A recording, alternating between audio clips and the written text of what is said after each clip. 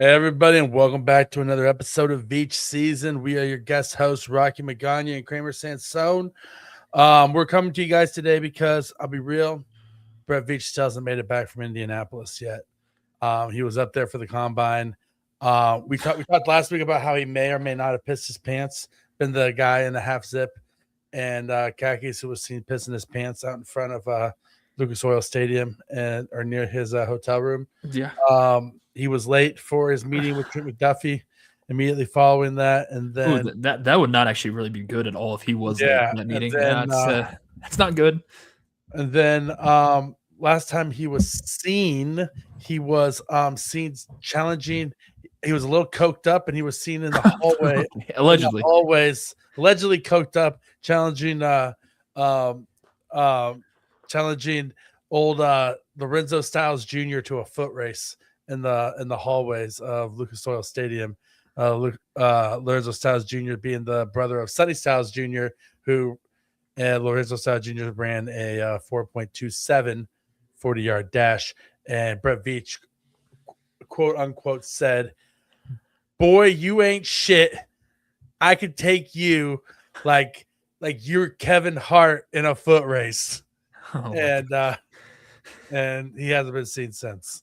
So that's where we're at. So that's why we're here today. Obviously, we're holding down the fort as much as we can, as it's per the usual. Yeah, per the usual. Old Brett shit the bed again and didn't show up to work on time. It's gonna be hilarious the first time, if it's a big if he ever actually comes on his own show. When he comes on, I'm not at that point yet.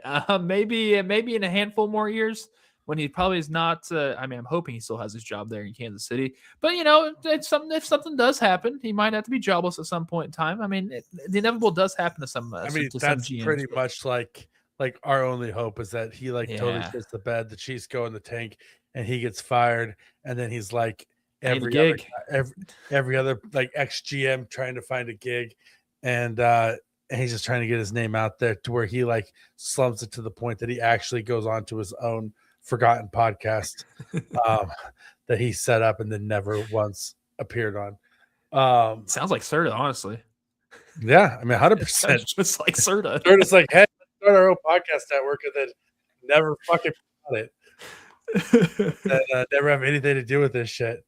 And so but hey, listen, that's why he's the boss, and we're just here in front of a microphone being we're just the pretty faces, we're just the talent, right? We're just the people trying to sleep our way to the top by any means necessary. And even if that means if you have to sell out and get one of these things and you're okay with it.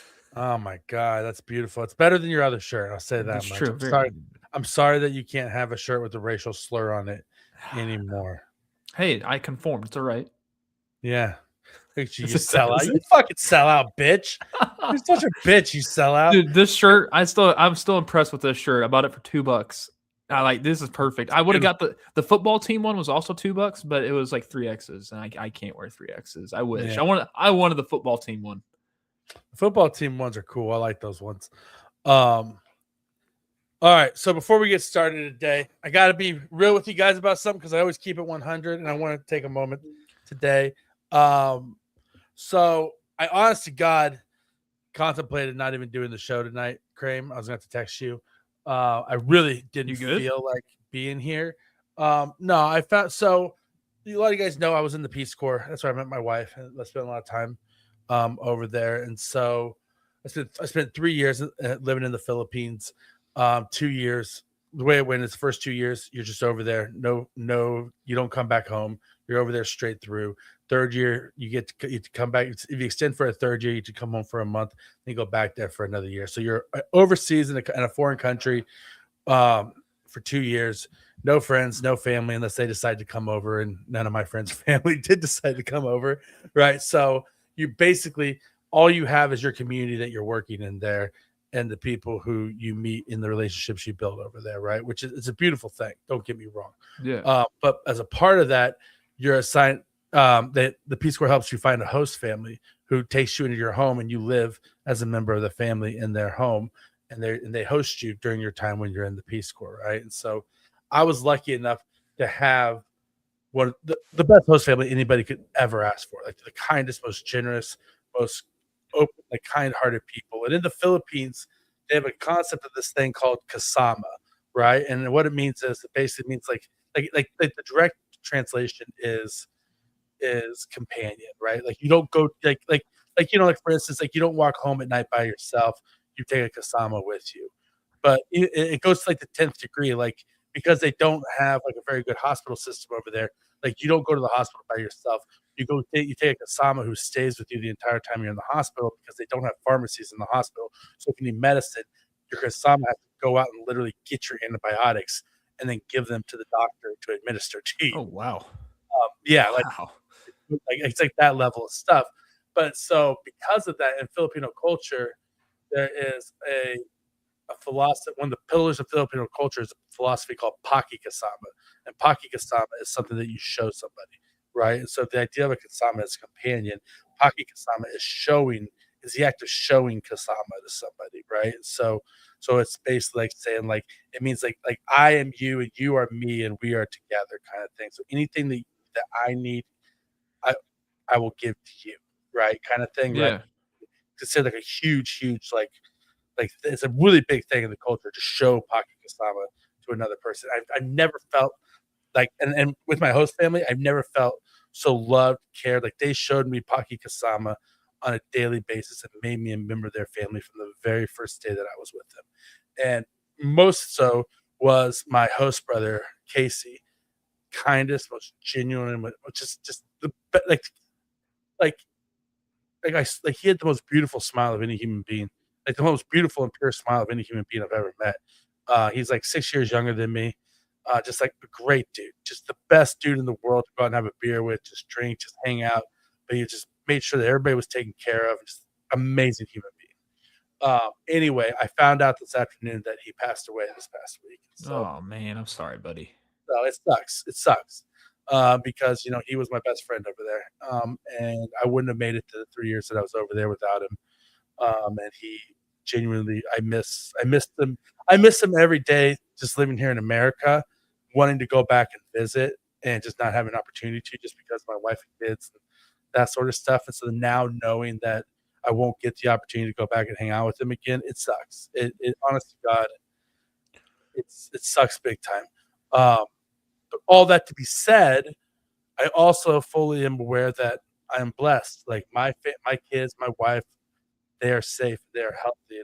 I have a platform to do this, and I have you, and everything else in the world. Like I am an extremely blessed human being. But if anything, it's a reminder to love each other and to show sama to one another in our daily life. That everything that we do, just show the people you know that you love them, right? Yes. Amen to that. Amen. So, that being said, we're not going to have a sad, episode any further. So, but need to get that off my chest because we always keep it 100. But we got a lot of shit to cover today, Kramer.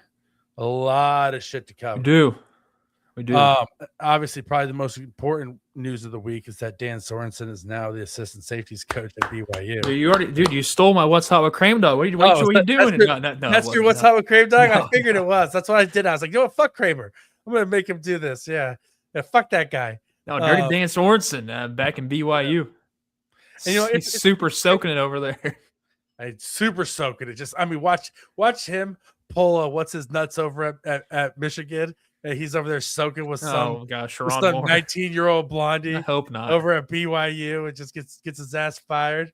I hope not. Man. But no. Honestly, how soon does he become a member of Spag's coaching system? Like under his lineage, like on the defensive backs. I mean, it's not like he wasn't the best defensive back in the world. I mean, he was decent here.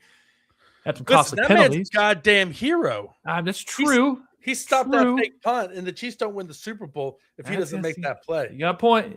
I mean, it's not his fault that he was a backup special teamer, and Spags insisted on making him a starting safety for like 5 years. That was bad. That's not good. But I mean, it worked out. It worked out. He's a Super Bowl champion. He's a Super Bowl champion. He's a Kansas City hero. There's a bunch of asshats on social media right now kind of trashing him for his job. And I'm like, fuck you. The guy got a job after he was playing football, and he's a hero. Like, who the fuck cares if he he was never supposed to be athletic enough to start in the NFL. And the fact that he actually went to a Division I football program, and the fact that it was also BYU, who stays relevant no matter what, no matter honestly any sport, whether it's college basketball or even in college football, they stay relevant. There's a lot of guys in the NFL who lead the NFL who don't even sniff a coaching opportunity at all anywhere, even in high school. And if they are, I mean, it's not like it's being talked about. This is big for Dan Sorensen. I'm happy for him. Well, and also like when you think about the type of former players that end up being like really good fucking coaches, it's guys like Dan Sorensen, right? Like, I mean, I'd hope. Like, but it's never. It's like it's not like Joe Montana's out there being a great. But Joe doesn't need to. That's the thing. That's what I'm saying. It's like these middling like guys who are like Eric Bieniemy, right? Who are like football players, but like they weren't like great, but they make really good coaches. They had the best mindset to be a coach. They just didn't have the talent in order to develop that for themselves when they're playing. That's just the thing. It's not his fault that he's a white safety not named Cooper DeJean or Dylan Thieneman. Yeah, it's true. Dylan, dude, he had an incredible combine. Yeah, we're gonna get to all that, but who said white men can't jump? Yeah, you're right. He said, "Fuck you." You're right. I'll fucking windmill that shit. Yeah, he had a hell of a combine. But good for Dirty Dan, and also good for Dirty Dan. Or Thieneman. How do you pronounce his last name? Let's be honest. Like I don't know. I don't know. Thin man. Old Dylan. I don't know. Old Dylan Thin Mints. How about Dilly T? We'll call him Dilly T from here on out. Yeah, old Dilly T. Old Dilly T giving her the willy and the finger reach around. You know what I mean? Oh boy. Little wiggle. I tell you what. Is that the new Crocky J or something? That's the new Crocky J right there. I tell you what, man. Like when I was like I was watching the combine, and I was pants on, pants off. Oh, totally pants off. So, just like with the World Cup coming up. This is a tangent we're going on.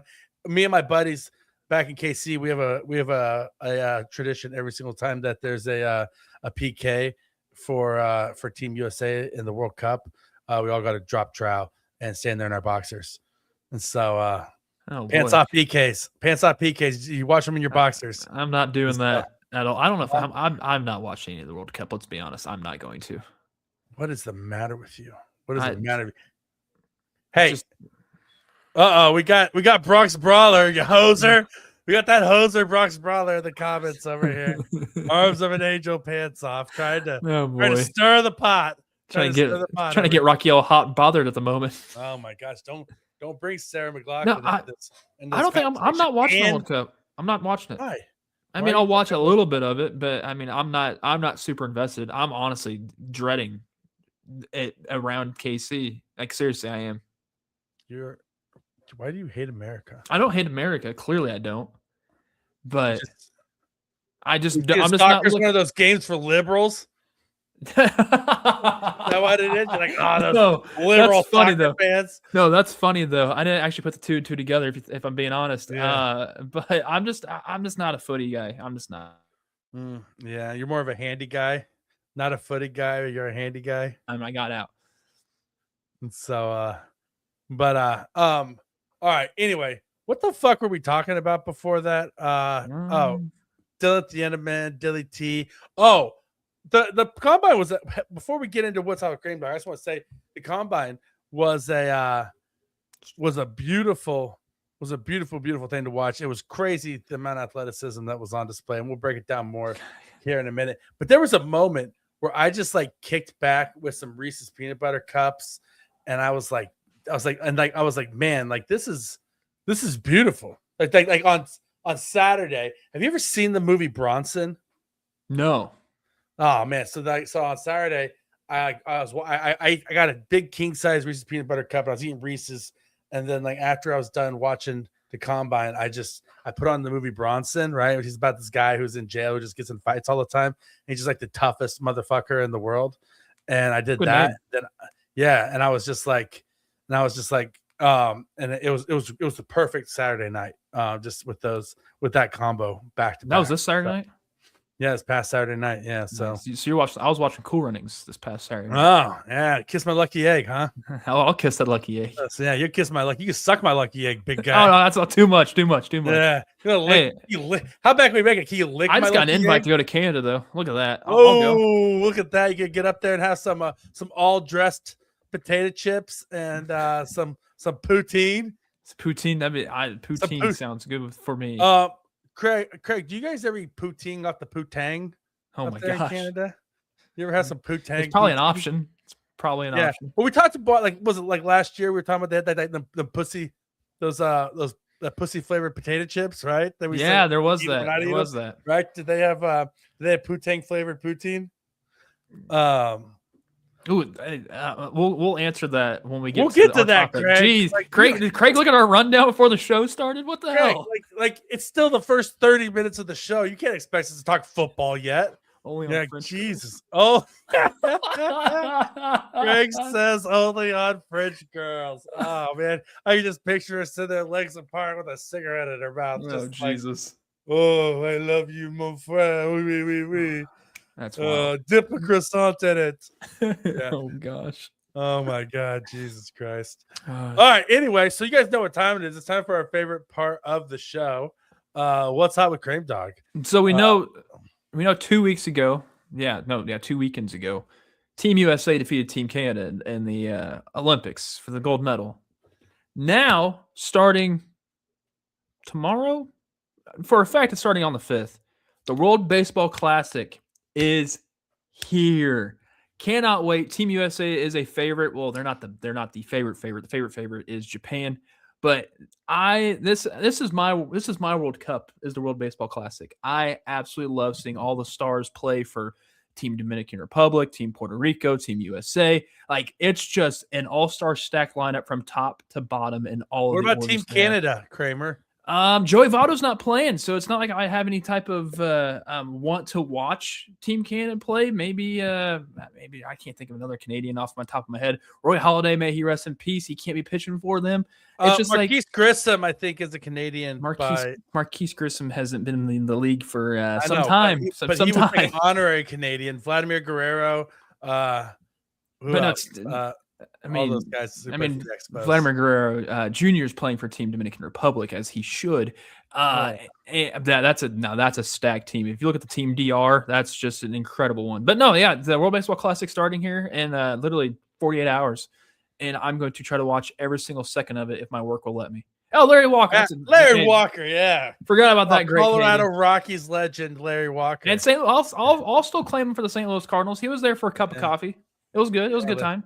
Larry Walker was a hell of a hitter back in the day. Hall of Famer Larry Walker. Put some respect on his name. Yeah, put some respect. No, but that's what's hot with Krame Dog. Baseball's around the corner. Literally this month, the first pitch of the 2026 season will be happening on May 26th, I want to say. I think it's the Cubs and Yankees. It's the Cubs and somebody. It might be the Cubs and Braves. It's just, it's a standalone game on a Wednesday for some reason. Yeah. Well, I love any sort of sporting event that pits countries against each other. I love it. I love it. If we could settle our differences with sports instead of bombs, that would be fucking cool. Yeah, sometimes bombs are needed though, but that's just me. Some bombs are needed, or bombs? Bombs. I mean, there's that Black Eyed Peas song, "Bombs Over Baghdad." No. Yeah, that's not Black Eyed. That's Outkast, bro. It's Outkast. You're right. It's Outkast. Yeah, why do I think Black Eyed Peas came up my mind? I love Outkast. Let's get it started in here. Is Black Eyed Peas low key sucks compared to old school Outkast. I agree. Old school Outkast was the shit. Outkast was great. So put some respect. Love me some good Andre 3000 and some Big Boy. Andre 3000 and Big Boy's name, because those guys were the shit back in the day. Is Larry Walker the best Canadian hitter in history? Can you think of a better Canadian hitter? I honestly can't think of one off the top of my head. I had to do some research. He might be. Yeah. He should be. Oh, hell, yes. Hold on. We're talking about this for a second. Yes. I love Makai Lemon now. He's all for me. All 5'11" of him. He's stocky too, almost 200 pounds. Yes. Weston Brewster's the guy. He's also, and Weston Brewster likes to, and also Craig, shout out to you guys for hanging out with me over on Saturdays with Kramer and Ryan when we do the show on Saturdays. Oh, you got Saturday. You got a Saturday, boys. Now they're cheating on me over there. Hey, you're more than welcome to hop in at any time. The door is always open. If I could get my wife to let me not just be hanging out with my kids and being a father on Saturday mornings and just hang out with you shitheads and just talk sports, I would definitely prefer to do that. But it turns out that like if I want my kids to be well-adjusted members of society and not like me, they need to have a good father. They definitely have a good father figure in their life. And like, listen, all they got is me. Like I don't want to say like they have to have a good father figure. They already got the shit out of the stick there. So I got to at least try to do the best with what I have. You do great, Rocky. I love my kids. Yeah, no, I 100%. They're my whole world. But that's what's hot with Krame Dog. That's what's hot with Krame Dog. Oh, man. Yeah, no, but Mekhi Lemon also, like, I'm 100% on Mekhi Lemon. Me too. I think that at 9, he'll be there. He will be. Will he though? As a player, I'm 100% on Mekhi Lemon. I think he's a can't miss hit. I want to see the Chiefs go outside of their comfort zone. I get it. For a wide receiver type, and he is 100% their type who they want. And so yeah, I mean, without a doubt. Yeah, so look, these people actually want us to talk football tonight. So we'll talk, we'll do it. We're going to have to get into it. All right, we're going to talk football here in a minute. First, we got to do our comments though, because I can't have Craig and Brian Sr. out there begrudge like just talking shit on me, saying that we don't do the comments. Who are the Muppet guys? Walter and Walter and Hat Stadler. I think. Hold on, it is Hat Stadler. It's Walter and Hat Stadler. That's Craig and Brian. That's Craig and Brian over there. I didn't like any of that in the peanut gallery. Just just talking shit the whole time. Were you entertained? I brought a book. Yeah, I love those guys. Those guys are fucking cool. All right, so Bronx Brawler, aka Craig, says, "Hold on, I am Canadian, and do not speak like that. With that being said, fuck hockey. I hate that sport so much. I hate it worse than the Raiders." Oh, and I said, "Hello, don't be such a hoser, eh?" I said, "Is that allowed in your culture?" And he said, I hate the tragically hip as well. Look it up. I don't know what the tragically hip is. I haven't looked it up yet. Full disclosure. We need to look that up while I'm reading these. Tell me what the fuck that is, Kramer. The tragically hip band? No, just the tragically hip as well. Yeah. I get so much flack for it. I got kicked out of my group chat because I posted an eagle with a USA under it when the game was done. Fuck hockey. Ha ha ha. I mean, the tragically hip is a band from Ontario. No, Kingston. It's rock. Kingston. It's so shitty. It's a shitty band. Yeah. Well, fuck them then.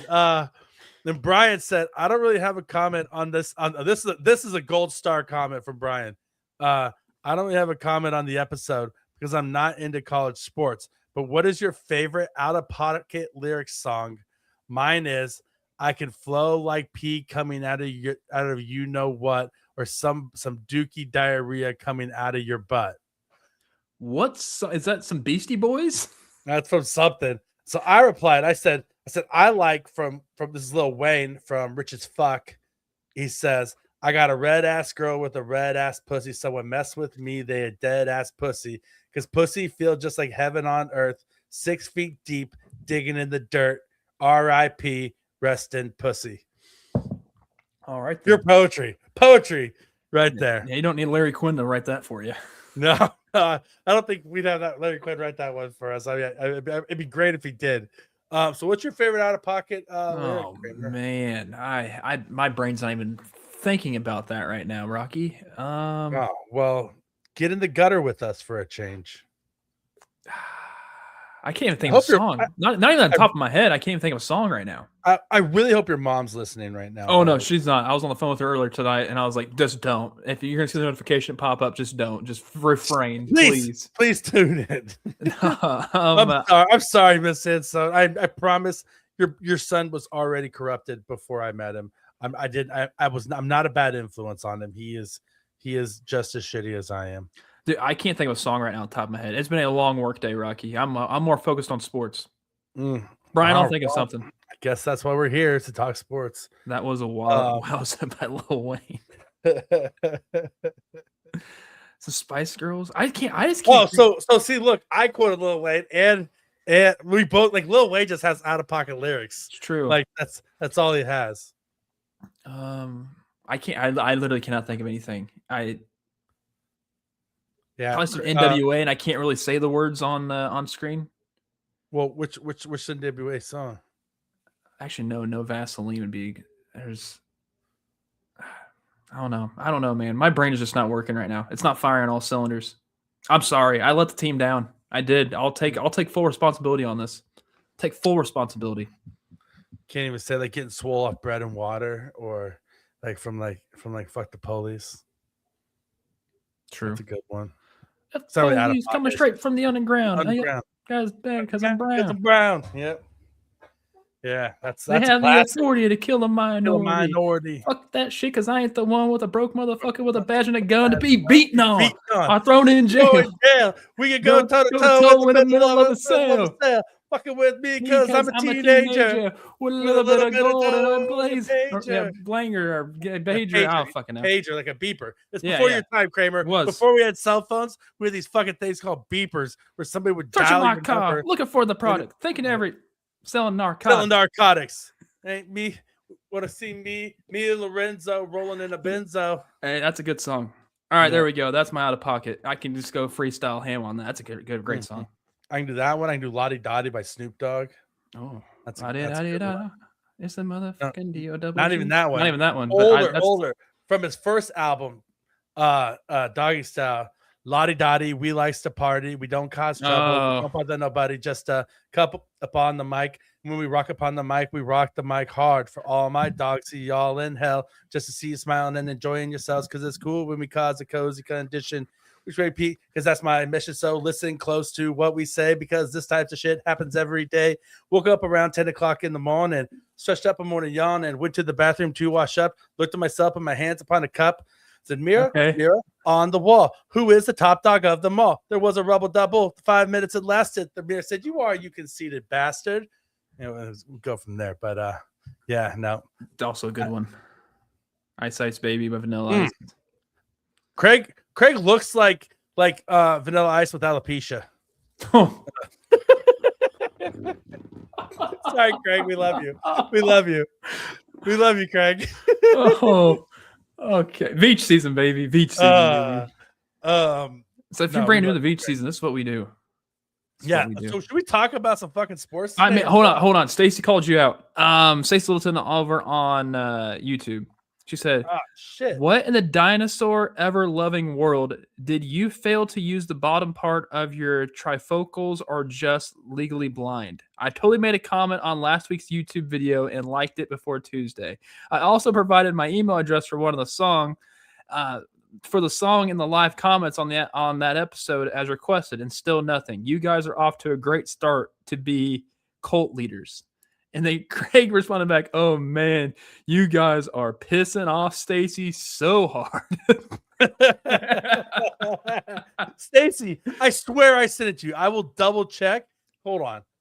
I'm sorry. I did not see any comments last week in the YouTube. I might be clicking the wrong one. That might be on me. I swear to God, Stacy, that I sent it to you. Did you like spam me? Is that what happened? Let me see here. Let me find it. I sent it from the Veach season email. I love Stacy. I love how blunt she is. There needs to be more Stacys in the world. I swear I sent it, Stacy. Oh, well, fuck me. It's in my outbox. It's in your outbox, so you never sent it. Fuck, I didn't see Damn it, Rocky. We could have not have been yelled at because of you. God damn it, Stacy. I'm so sorry. All right, after the show, I'll get it sent to you. I apologize. All right. It's on me. I take the L on that one. Got me a guest. I didn't get fact checked. I got fact checked, but it was like a fact cross check across my heart. Like fucking Stacy just put me into the glass and put me in my place, and I deserved it. So I'm sorry, Stacy. My B. All right, let's go to our regular scheduled programming now. Yeah, let's get back to our regular scheduled program. So apparently if you've seen like every mock draft over the last 24 hours, all of a sudden they have the Chiefs taking a right tackle because Jawan Taylor. It was announced that Jawan Taylor is going to be released by the Chiefs to save $20 million. Yeah, but it's like one of those things. It's like, okay, like who didn't know that this was going to happen 4 years or 3 years ago when he signed an $80 million contract for 4 years, and the first 3 years were guaranteed. Like, come on, man. Like this is we've known for years that this was a 3-year deal that he signed and that he was going to be released. And so I don't think it really changes the Chiefs. This freed up $20 million. Mm-hmm. Yeah. So that means they're actually $8 million above the cap now. They're actually not like super buried down. Yeah, there's some weird stuff with the dollars and like rollover money. I think it's like 5 over the cap now, or it's something like that. Last time I checked last night, because I have a new article going to be coming out later this week on Arrowhead Pride around the AFC West. We're bringing that bad boy back, getting the dust off. They were at negative $8 million right now. The Chiefs are sitting currently at. Yeah, but that's after Mahomes, and this is also before they're going to increase the cap. They haven't put that in yet on Spot Rack. At least I'm pretty sure they haven't. So they're at least knowing that we're going to at least get more on there. So $5 million, they're going to get probably about 20 extra million there. The Chiefs might be sitting pretty good. Yeah, I mean, you figure they're going to have to spend about $14 million to sign their draft class. That's true. They're not sitting that good, but so Jawan Taylor is going to be released, which means that the Chiefs are either going to be looking to draft a right tackle, possibly. There is one at 9 that I think there is one at 9. He's a big mamma jamma. Yeah, there's one at 9. If they don't draft a right tackle at 9 or 40 with this tackle class, they should wait. They're not going to be anything better than Jalen Moore if they don't draft somebody in the top 50. But that's not. That doesn't feel good knowing that Jalen Moore's your starting right tackle this upcoming season. I don't like that. I was all about it last year. Right now, just because of how Simmons just came in and like, yeah, I'm going to take this job from you, and I'm going to be the best damn left tackle on this team. At least try to be, if he's healthy and staying and playing. Jalen Moore seemed very underwhelming last year in a Chiefs uniform, in my opinion. I think that he's like. I said Pole, honestly, I think played better than him.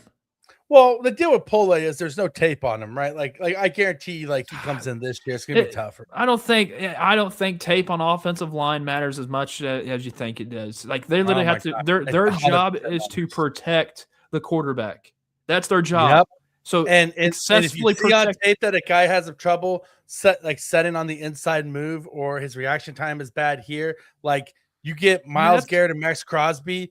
One like tape on and they will pick apart your weaknesses. That's fair, but then they also, if you're Myles Garrett or Max Crosby, you're not lining up on one side the entire time. You're rotating. You're going from left to right. You're going to probably go up the middle on a stunt or something. So it's like not if you think you could beat the shit out of their left tackle on every single snap. But Esapoli was great last year. We saw that with Trey Hendrickson on Kingsley Suamataia. We fucking broke his soul in that game against the Bengals 2 years ago, to the point that they had to bench him, right? And so, and he wasn't able to play again for the rest of the year because his confidence was shattered. And so, I'm not saying that Pole is not the answer. I'm just saying I don't feel confident. I don't feel any better with S.A. Pole starting at right tackle versus Jalen Moore. I mean, me either. You need a better.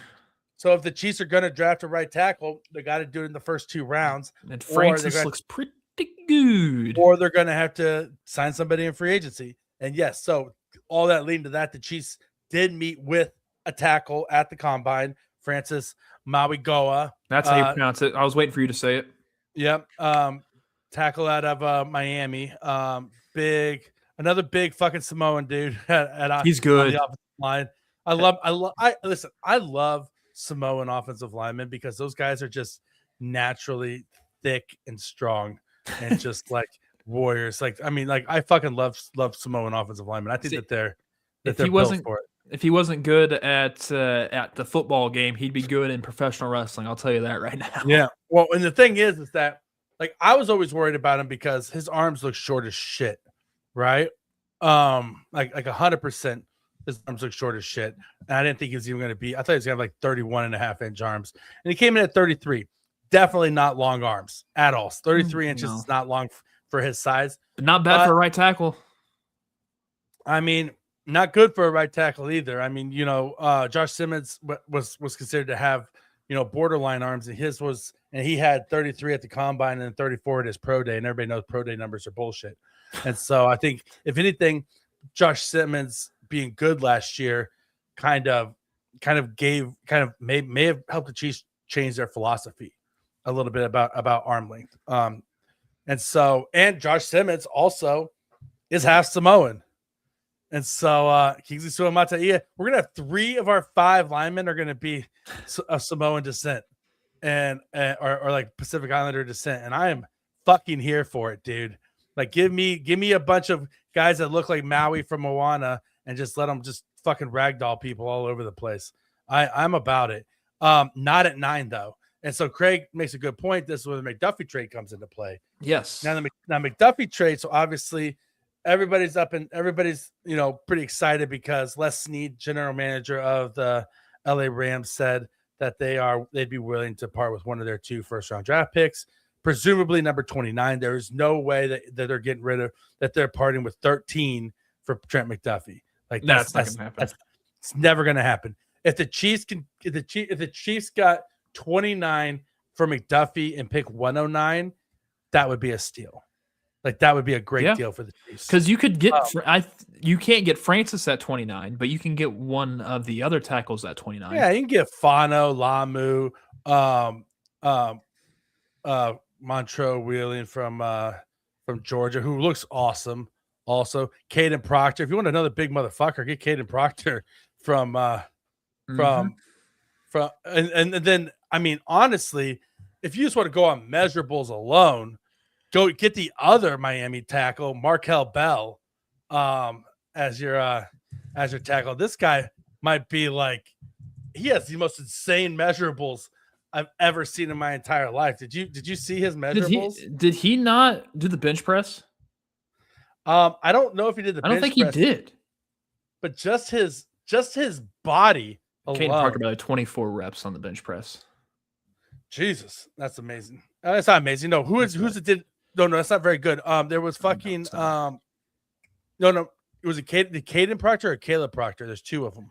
Caden got 25. The redheaded mullet kid, Craig, is Jennings Dunker. He is the other right tackle out of Iowa who I love. He's a straight up mauler. He's awesome. But Markel Bell is here's his measurables. Ready? What he measured at? 6'9", 346 pounds, 36 and 3/8 inch arms, and 9-inch hands.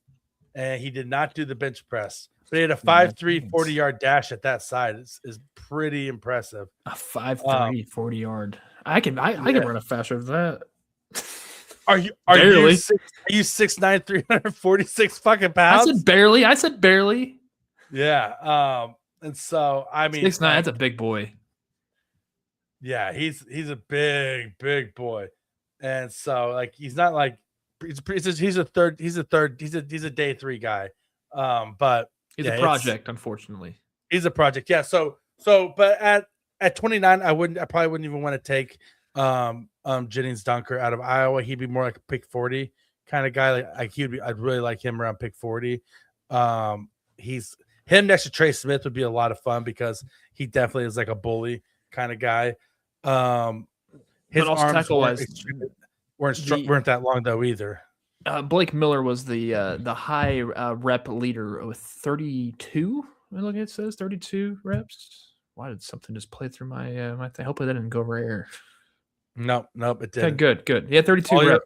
Tackle wise. Your white nationalistic chants that you're listening to in the background are safe on your side, buddy. Nobody heard. Stop that. Don't be saying that because you already know they're just going to clip it and then it's going to go somewhere. What? That Kramer listens to white nationalistic music. Clip it. I wouldn't even know what that is. I wouldn't even know what that is. Well, I mean, sure you wouldn't, right? I mean, so you know what it is. So you listen to it. No, I have no idea. You said you're going to show me. No, I said I don't know what it is. I have no idea. I said sure you don't know what it is. How am I going to show you what that is, Kramer? I have no idea. I'm a Mexican. Like how? Like what the fuck do I put with white nationalistic music? I don't know. You could be that. You could roll both sides. I could be that. I could be a Ted Cruz, like an undercover, brother. Okay, You're getting too political now. Let's get sick to football. What? Oh yeah, no, we're sick to football. Like, hey, shut up and play ball, Kramer. Yeah, Rocky. Yeah, Rocky. Anyway, so moving on. I mean, the Chiefs. The issue with that then is if the Chiefs trade Trent McDuffie, then they have an issue at cornerback, right? Because then you're looking at your outside corners are Christian Fulton and Noah Williams because Jalen Watson is gone. Christian Fulton, I don't want him there. You shouldn't want that. And then in the slot, you're looking at what Nazi Johnson's still there. There's so many holes. There's so many holes on this. Nazi Johnson. Defense. You got Chris Roland Wallace or Jamari Connor in the slot. Then at that point, right? And so yeah, you move on from Trent McDuffie, but then you got to fill Trent McDuffie's spot. So then maybe you say, okay, the money that you free up with Trent McDuffie, you can go out and get Jalen Watson, but he's had some injury issues over the last couple of years. He's gonna get paid by some dumb team. So he seems like the type of guy who you'd rather have somebody like this is what Jared Sapp said in our group chat today, and I agree with it. Jalen Watson seems like the type of player you want somebody else to pay. And I don't disagree because his knee has been like a lingering issue for a few years now that you feel like once he gets paid, he's going to take like 8 games off or something like that just to get healthy. He's been playing through pain to get paid. And so didn't Snead do that? That's exactly what Snead did. 100% that's what Snead did. I'm pretty sure it already happened from a Chiefs. I'm a defensive guy. Yeah, that's it checks out. And so it's I mean, so it is what it is. But that being said, there are some defensive backs in this draft, but you're going to have to use, some top draft capital in order to get one of them. And so, are you going to be better at the end of the day than if you just paid Trent McDuffie? I think you pay Trent McDuffie. I'm in camp of paid him at this point in time. It seems like they want to. It seems like that was their main focus, their main initiative. And I think entering this portion of the offseason so far. Because like the thing is, it's like, okay, so let's just play it out. Like, okay, you trade Trent McDuffie for number 29, right? Yeah. Okay. So then what do you do in order to solidify your offensive line? Do you draft Mansour Delane or Gerard McCoy at number 9? No, you're going defense. If you trade Trent McDuffie, you're going defense at 9. Like, there's no reason for you not to. Caleb Downs should be right there. That could be a replacement, even though Caleb Downs more of a safety. So Mansour Delane and Jamar McCoy are both cornerbacks, right? So you have to replace Trent McDuffie, and then or like with an Avian Terrell later in the round, maybe. But if you get those guys, and then what do you do at 29? Then you're going to try to maybe get Caden McDonald and defensive tackle on the inside. And then in the second round, you're thinking Derek Moore at 40. But then, okay, then what are you doing at right tackle this year then? Because then the third round, you got to start. You got to think about running back, even with Travis Etienne. Before we get to the draft part, would you sign someone that's a free agent right now? That's going to be. I'm curious to see who even the offensive tackles are entering free agency. So I mean, there's the big dog. Well, isn't Trent Williams going to get released? Yeah, that's what I'm saying. So, yeah, so Trent Williams is getting released. But besides that, there's not a ton out there. I mean, there's what's his face, the guy from Green Bay. Right now, Braden Smith is the one with the highest AAV, so I'll go on high AAV. He's out of Indianapolis. Jonah Williams, Arizona. Cam Robinson of Cleveland. Trey Pipkins, Chargers. Jermaine Illuminor of the Giants. These guys are mid. These are so mid. Elijah Vera Tucker. They're all mid. Lucas. Kelvin Beachum. He's old. No. The only guy, Elijah Vera Tucker is mid. And he's young. Other than that, is that you have what's his nuts from Green Bay. I might have seen him on the list. Where is he? He's not released yet, I don't think. Is it Rasheed Walker? Yeah, Rasheed Walker from Green. Rasheed Walker is going to be released, and he's going to get paid. There's also Darian Kennard, who's restricted, but Rasheed Walker, his AAV is projected $20 million. There's no way the Chiefs can afford that. Yeah, there's no way the Chiefs can afford that. But I mean, like he's the guy that he's the one guy out there, but the Chiefs aren't going to be able to afford him, right? So you're not going to get Rasheed Walker, and so like that's the whole thing. Is like you spent all your money on your safety. I mean on your center and your guard.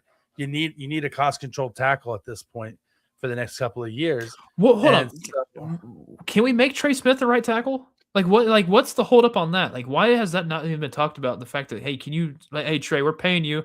You're a Chiefer for life.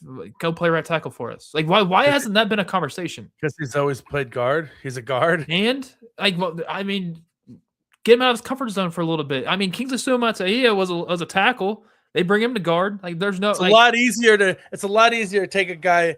Dude, he had to bail out Jawan Taylor so much that the past 3 years. I think he could hold himself his own at right tackle. Let's be honest now. Your answer for the Chiefs offensive line is to take the best right guard in football and make him a middle of the road at best right tackle, and then create a hole at right guard. Middle of the road at best right tackle is better than what they got so far. Let's be honest. But then you have a hole at right guard, and he's not going to have any help next to him. There's no way you could do that. Hey, let's throw a dart to the dartboard. That's the whole issue. That's the whole issue, is that if you trade McDuffie, you're just moving one need out and then creating another hole that has to be filled. If I'd give you an Uno reverse card right now on a contract that's on this Chiefs that you wish it wasn't there, what is it? Nick Bolton. Interesting. I would have went Creed. No, I think you need Creed. There's such a shortage of centers in the league right now. You can find a center, though. You can find one. Did you see who our backup centers were last year? I'm saying you can find one elsewhere rather than the backups you got in KC. I mean, the center market's going to be intense this year because what's his nuts? Dallum from Chicago just retired today. 27 years old, and he retired. Good for him. See, here's the deal. This is I want David Bailey as my top guy more than anybody else for the Chiefs at 9, edge rusher for Texas Tech.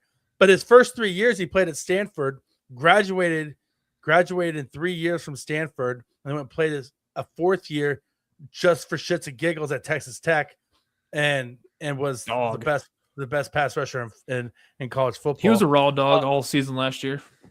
He was, but the problem is that Dallum played at Stanford. Andrew Luck played at Stanford. I don't know about drafting these Stanford motherfuckers. They're too smart for their own good to sit there and spend 15 years getting their head bashed in. And they're like, no, fuck this. I got paid. I'm getting out. Yeah, good for them. Yeah, good for them. But it's like, man, if I got to spend pick up number 9 overall, and David Bailey's going to be like, after 5 years of the league, going to be like, I'm good, and just walk away. Where did Luke Kuechly go to school? He was a big brain guy as well. Yeah, he got out.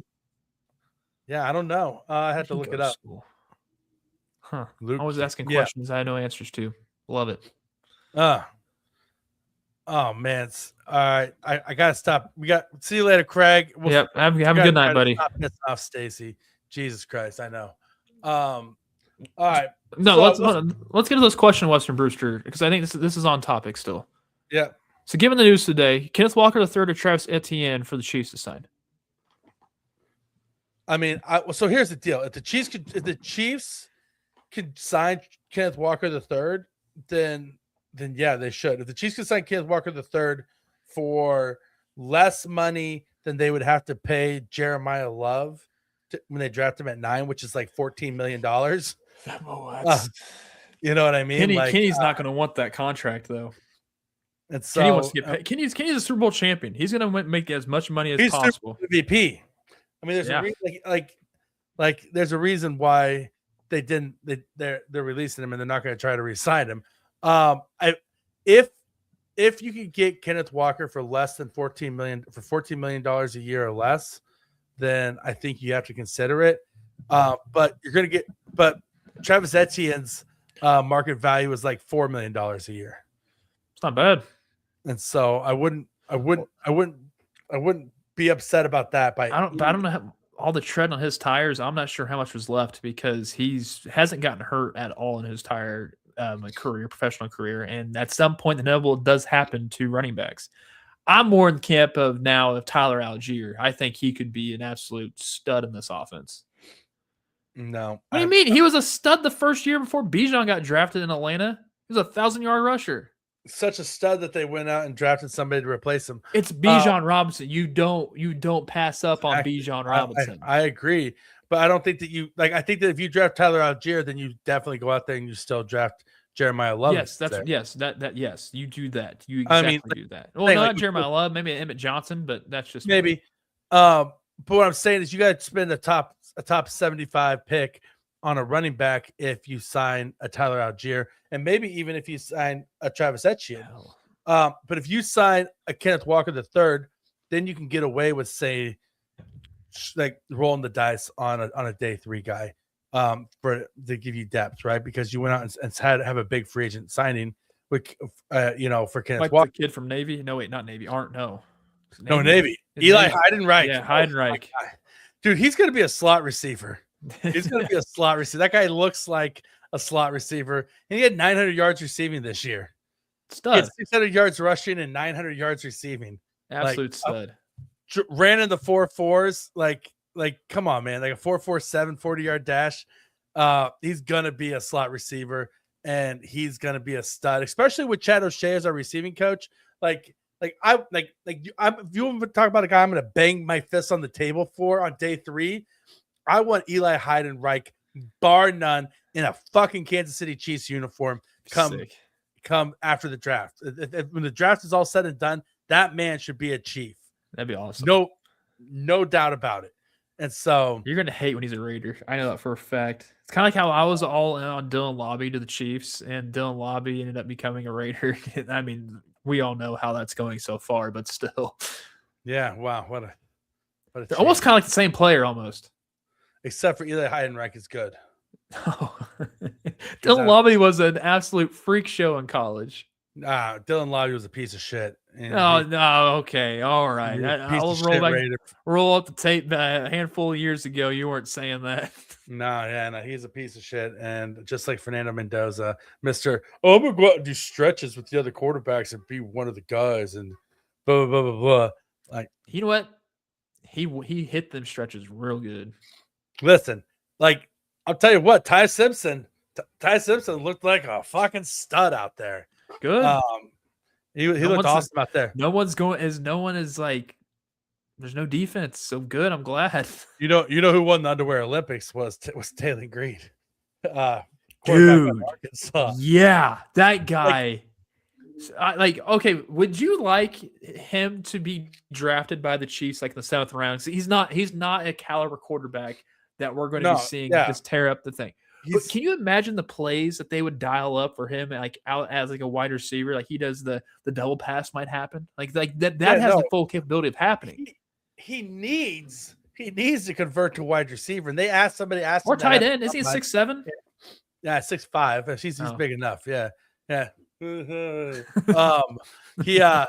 He somebody asked, like Stacey Dales asked him at the combine, like, hey, has anybody approached you about doing wide receiver drills? And he was like, gave the Lamar Jackson answer, like, no, I'm a quarterback. The problem is that Lamar Jackson was a very successful Heisman winning quarterback. And Taylor Green is a guy who turned the ball over and held on to it way too long and didn't process the game fast enough at Arkansas and made some amazing plays, but they lost a lot of games because he couldn't get the ball out of his hands fast enough. He's got a cannon for an arm, but if you can't pull the trigger, you don't know where to pull the trigger, you throw it into danger, then it's no good. Yeah. And so homeboy needs to change his position because he could definitely be a tight end or just like a red zone. He can make an entire career out of just being a red zone target. I mean, let's look at Terrell Pryor. Terrell Pryor Sr., I should say, 'cause that's how his name changed. Because he was a quarterback at Ohio State that failed. We all know that. It's Ohio State quarterbacks. It's the inevitable happening when you go to Ohio State to be a quarterback. Shout out to Will Howard. It's soon going to be happening. Well, he's never actually going to see the field. But for him, Terrell Pryor ended up becoming a decently to good wide receiver in the NFL. So it's like, might as well transition. If you want to play the sport, if you love the sport enough to, eat it a little bit, like, I'm not a quarterback anymore. If you want to play the game, the sport, just change your position. If you're that talented, you running a 4.32, I think it's what it was, like, which is nuts. Like, come on. Like, let's read the room here. And if you want to play, if you truly love football, you will do this. But I mean, I guess he doesn't love football enough. I guess he doesn't love football enough. I mean, no, like, here's the deal. Somebody's going to draft him, and then he's going to spend 2 years trying to become a quarterback. And then at some point, he's either going to be on the practice squad or he's going to change positions. Well, but if he say the Chiefs do draft him, it's not even question. I doubt they draft a quarterback at all in this upcoming draft. But they did. Wouldn't you want him sitting behind Mahomes to learn from the great one? Oh, without a doubt. I mean, if we're talking about it, like if something happens and the Chiefs somehow, like through like a series of trade backs, blah blah blah blah blah, are sitting there with a 7th round pick on day 3 and he's still there, pull the trigger. Pull the trigger. Yeah, 100%. Like, come on, Brett. He's an athlete. He's an athlete. Yeah. I mean, I'm totally okay with it. Without a doubt. Just like, and so, I mean, we got so much still to get into. We got to get our shit together here, Kramer. We got a lot to talk about with this. There's a rundown tonight. Did not know that. Yeah, there was a rundown tonight that we're talking about the combine right now. We've been talking about guys the entire time. Yeah, we've been talking about football this entire time. All right. So, yeah, I would pull the trigger on him. I think that speaking of running, let's switch gears to running backs here. Obviously, Jeremiah Love was out of control, like impressive at the combine. Like, I mean, like the dude is just so fast and so smooth and so electric, and his routes were so crisp. Like there's him and then there's everybody else, right? And hearing him say that he wanted to play with Patrick Mahomes, I was like, got a little chill in my spine. But what doesn't everybody want to play with Pat? Nah, everybody wants to play with Pat. I'd want to play with Pat. I'd let Pat play with me. You know what I mean? If he had to. I know you, dude. No, did he? Heinrich ran a 4.44. Yeah, Heinrich ran a 4.44. Jadarian Price looked tough at the combine. Looked awesome. My boy Mike Washington Jr. Like, everybody's like, "Oh, Mike Washington Jr. Can you believe that he did this?" Blah blah blah blah. Yeah, dude. He played in the SEC and he averaged over 6 yards a carry and was a 1,000-yard rusher. Of course, he's fucking athletic. And he's 6'2", 225, and he ran the 4.3s. Like, sign me up for that. Yeah, you gotta love that.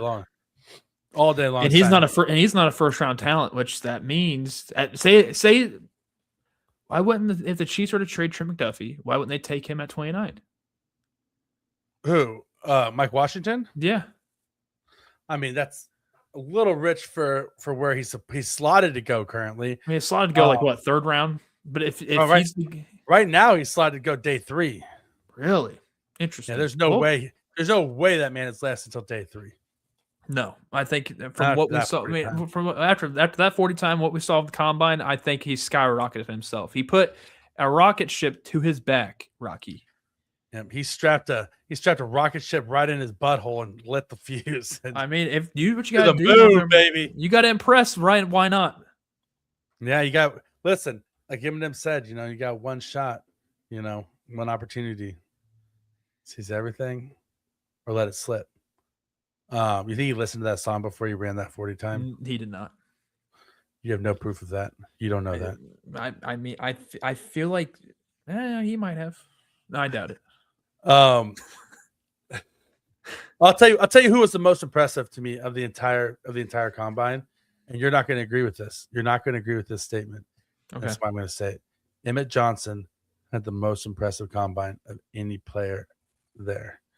I'll tell you why. Because he knew he wasn't going to test well and everything, and he fucking did every single drill. He did everyone. Anyway.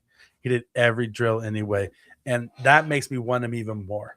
Right? Dude. Same thing I said with Troy Franklin a couple years ago. He tested poorly too and did every fucking drill because he said, "You know what? No, Listen, this is my dream. I'm gonna go out there and give it everything I have. I'm not scared of anybody. What you see is what you get. He was the only running back who did the 3-cone drill. The only one. That's why I have been banging my drum for Emmett Johnson this entire offseason so far. Like I want this guy. I don't care whose team he's on. Every single team should want an Emmett Johnson type. The fact that he also wanted to do every single event there at the Underwear Olympics, that shows that he loves this game. Mm-hmm. So he's the guy I want on my team. He's the guy I want suited up next to me with all the other 10 other guys and him. Yes. I'll say he's been my running back too throughout the entire process, and I refuse to move off of it. I think that he's the second best running back. He navigates traffic so well, running in on inside runs, and I mean, like, just watch the tape. Like, the guy's a stud. He can receive out of the backfield. He runs great routes. He's awesome. He played in the Big Ten, which is very powerhouse. Yeah. He's the only knock is that he's not a huge guy, right? He's like 5'11", 209 pounds, something like that. You know what he can do well? Run up the middle of the Big Ten and survive. So, find holes. He can find holes, man. Right? Yeah, I'm 100%. I'm 100% on board with him, without a doubt. Yeah, I mean, dude, like, there's some nice running backs in this class. It's not as deep as last year, right? It's not like there's definitely there's a drop off. There's a drop off in this class. Katron Allen tried to look more athletic than he has in the past, but he still seems to me just like a short yardage bruiser type of guy. Why don't they put their pads on when they do this stuff? Like, why not? Like, why don't they? Because then it's not a meat market, Kramer. You gotta be able to see what they look like. A lot of slinging meat happening that entire time. You gotta see the meat. You gotta see it jiggle. You gotta see how firm they are. Zane Durant, defensive lineman from Penn State, is fucking rocked up, bro. Yes. Holy shit, that dude is all muscle. I saw him and I was like, man, like, a lot of talent. A lot of talent. That's a run stuffing defensive lineman. Sign me up, because that dude is just one fucking moving muscle.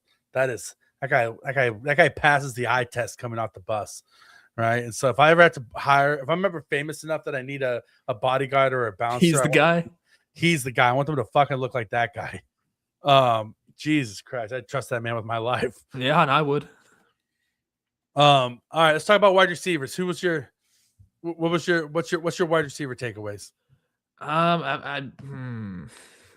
Hold on, let me get my notes on my end. I'm super. I know last week how we were talking about what we were looking for. Bryce Lance ran a 4.34 in the combine. I think he's going to be a good NFL guy. He's got all the measurables that you truly want. He's 6'4", and I think he shined as much as he could have from all of the other wide receivers that were there. Granted, he's not a Surratt. He's not a Lemon, which, man, I'm you know me. I'm not a Chiefs fan whatsoever. Not a Chiefs fan.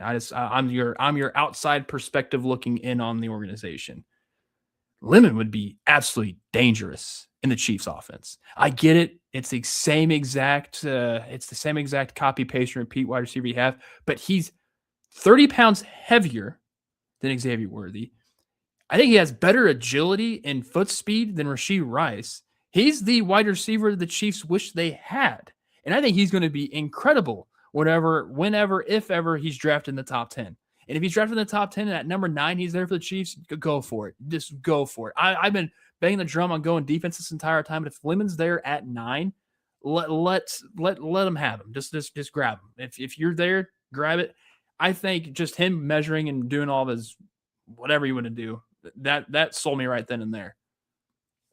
I'll tell you what, just based upon on-field work that I saw, two guys who really checked the box for me that I had questions about if they could do it were Bryce Lance. I thought his on-field work, like the 40 time is checked the box of what you wanted to see, but his body control, and his adjustments that he made on some of those catches and the way his catch radius and just overall just like, and you know how and the way he caught the ball away from his frame, that sort of stuff, like the man checks all the boxes. Like I'm all in on Bryce Lance as a wide receiver for the Chiefs. I'm also all in on Ted Hurst. I think Ted Hurst had a great had a great combine too. Forgot about Ted Hurst. I thought he looked awesome as well for the same reasons. I think maybe Bryce Lance looked a tad bit better, but I mean it's like 1A and 1B there. Mekhi Lemon had a great combine. Like Mekhi Lemon showed up and did Mekhi Lemon things that you would anticipate him to do. And he looked like he looks like an NFL wide receiver. He does. Yeah, he does. Omar Cooper Jr. ran his 40 time and then said, "All right, I'm good." I answered the question. I answered the question that everybody had. Am I fast enough to play in the NFL? I am. All right, peace out. I'm leaving. And I mean, I'm still all in on Omar Cooper Jr. I think he's like if you don't want to take Mekhi Lemon at 9, he's the next closest thing to Mekhi Lemon in this draft. And so he's not a bad consolation prize. And then I thought it was good that Jordan Tyson didn't run any routes, but he was there for medicals, and he apparently, according to all sources, he had a clean bill of health, which is a huge accomplishment for him. That if he's healthy, because he's an extremely athletic player. I mean, his brother is in the NBA. He's like he's got the bloodlines. And so I don't worry about his athleticism one bit. It's all just him being healthy. And so for him, the biggest hurdle was just to pass the medicals. And then Carnell Tate, right? There's a lot of talk about Carnell Tate's 40 time. It was slower than expected. He stumbled a little bit coming out of the gates. I've talked to a few people in my life who ran 40s at the combine, and they all said that it's a lot harder than you expect because it's your first time like running, like you haven't ran on that track before. Like it's just like the pressure's there. You only have 2 shots at it. There is no starting gun. You just go. You know what I mean? And so that it's just like a little bit off, and you always run slower at the combine than you do like at home when you're training. And so with Carnell Tate, here's the deal. Here's what I'm going to say about Carnell Tate. I've watched the tape. The tape speaks for itself. And my number one rule of being a draft analyst is don't overthink Ohio State wide receivers. Take the best Ohio State wide receiver in the draft every single time. They work out. They don't fucking miss. They work out. Like, it doesn't matter. Just whoever the best Ohio State wide receiver is, if he's there when you're on the clock, it's a sure thing. Just take him. If I'm mistaken, was JSN the best wide receiver at Ohio State when he was there? So the funny thing is that JSN was the best wide receiver as either his freshman or sophomore year, and then Marvin Harrison Jr. came along. And then he was like a back seat a little bit, right? And so that happens sometimes at Ohio State, right? Like you'll have these guys who they are like turn and burn wide receivers. Trust me, I know who are the best wide receivers, like their freshman or sophomore year, and then the next guy comes in, and then they're like, oh, like okay, like Emeka Egbuka was like sophomore year, he was like the dude, and then fucking what's his nuts, who's there now, showed up and stole the show, and so. Jeremiah Smith, and so who's going to be amazing next year when he comes out. I can't wait. And so, I mean, there's some fun guys in this class. There's some guys that I wouldn't touch with a 10-foot pole, just because of their size concerns or their speed concerns. Did you see Jordan Tyson's 26 bench reps? Yeah, I did. Dude, he could be a problem, especially getting loose on some people. I mean, I know you're not supposed to shove people away from you, but I mean, heck, you bump into somebody, you bump into him. Somebody's trying to jam you in the line, and you say, "Get the fuck off me." He could probably put somebody on their ass. He could probably pancake somebody from how strong he truly is. 100% he can, and yeah, I mean that's what I'm saying. So I'm all in on Jordan Tyson. If his medicals cause him to slide in the first round, and he's there at 29, and you want to trade Trey McDuffie, and you end up with Jordan Tyson, and you end up with like a combination of like, I don't know, an offensive lineman or a pass rusher and Jordan Tyson in the first round, you got to feel pretty fucking good about that. I'm also still in camp that you need to draft 2 wide receivers this draft. You have to. I'm not against that at all. I think you take one on day 1 and one, or take one on day 1 or day 2, and then one on day 3. There's wide receivers out there in free agency, but it's just like the Chiefs just don't have the issue is that the Chiefs don't have the money to fill the number of holes that they have via free agency this year. And they don't have the number of picks that they need to fill all the holes either. So they're going to have to get creative in a couple of places. Yeah, just trade Mahomes. You'll get all the picks you need. There you go. Just trade Mahomes. Honestly, I think if you trade Mahomes to the Jets, you can get the Jets' first-round draft pick for the next 5 years. The problem is the max that the NFL will allow is 3 years. That's unfortunate, but still. You get 3 years worth of picks. That's the most that you can get. You get the first and second rounders. Yeah, and third and fourth. I think if you got their entire you do first draft, and second. No, you got to do first and second. I think if you got their entire draft for the next 3 years, you still would be getting the short end of the stick with Patrick Mahomes. No. Sorry, no. Who are you going to replace him with? You'll just throw some dart at the dartboard. You'll be fine. Who are you going to replace him with? It doesn't matter if you don't have a quarterback. That kid from Arkansas. Taylor Green? Yeah, okay. All right, we got to get out of here. But before we get out of here, let's talk edge rushers really quick because we can't get out of here without talking edge rushers. David Bailey's the man. The guy. Like, he's it. He's number one without a doubt. I'm not concerned about Reuben Bain Jr.'s arms. I'm still not concerned about him. I think he's still number two for me. I think that I think Zion Young is an awesome number. Is probably my edge three at this point. Arvell Reese. Well, so Arvell Reese is edge three. Let me change that. He tested out as a linebacker. Arvell Reese is probably edge three for me, and then I'd take Zion Young. I think a kid that impressed me was Trey Moore of Texas. I didn't think he'd be a caliber guy. Might be a day three, maybe an early day three. I think after the end of this, but I think he really showed up. Yeah, he looked good. Malachi Lawrence is another guy who really showed up and tested extremely well. And he has a production over at UCF. And UCF being in the Big 12 now is a they're a Power 5 team, and so for him to be able to put up those numbers and then test as well as he did definitely puts him on a radar for like a round 3 or 4 type of guy. If the Chiefs end up having to take an edge rusher later in the draft, he's a guy to keep an eye on. And Dami Tucker, I was high on him from his tape. I still am, but his testing was not the best. Wasn't great. Right? Wasn't great, and he's not a big guy, and so you wanted to see him be a little bit more explosive than he was, and he just didn't. I think he ran close to like a 4.8. Yeah, he's a small school guy anyway, so it's like, man. So I cooled off a little bit on him after seeing the lack of the athleticism. But I mean, Derek Moore, I'm still high on him. I think that he's he's an option at pick 40 as well. Listen, if the Chiefs in the second, so say the Chiefs trade Trent McDuffie, right, and they end up with a combination of a right tackle and a wide receiver in the first round, whether it be Maui Goa, Fano, Montreux Freeland or from Georgia, or Jordan Tyson or Carnell Tate, like whoever, like a wide receiver and an offensive and a right tackle in the first round.